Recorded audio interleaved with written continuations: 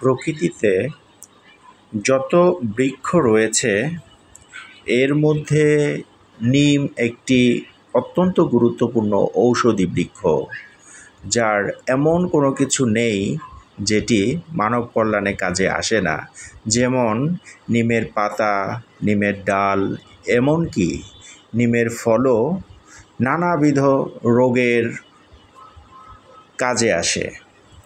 তাই বলছি যে নিমের উপকারিতার কথা স্বয়ং রাসূল সাল্লাল্লাহু আলাইহি সাল্লামও বলেছেন যে নিমের ডাল দিয়ে মেসওয়াক করাটাও কিন্তু সুন্নত।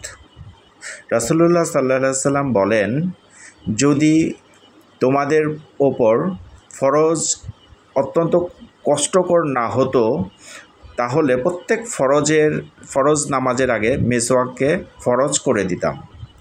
এটি সহিহ বুখারীর 887 নম্বর হাদিসে উল্লেখ করেছেন তিনি। কাজেই নিমের গুরুত্ব অত্যন্ত অপরিসীম।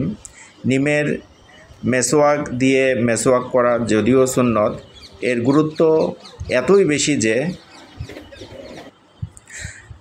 মাঝে মাঝে জিবরাইল আলাইহিস সালাম ও রাসূল সাল্লাল্লাহু আলাইহি সাল্লামকে স্মরণ করিয়ে দিতেন মেসওয়াক করতে। কাজে আমরা নিম বৃক্ষের প্রতি গুরুত্ব আরোপ করি। এখন বর্ষা মৌসুম চলছে, সামনে বৃক্ষরোপণের সময়, অত্যন্ত মৌসুম সময়। এই সময়ে আমরা যদি প্রত্যেকটা ঘরের আঙিনায় একটি করে নিম বৃক্ষ রোপণ করি তাহলে আমরা অনেক রোগ ব্যাধি থেকে নিরাময় পাবো ইনশাআল্লাহ।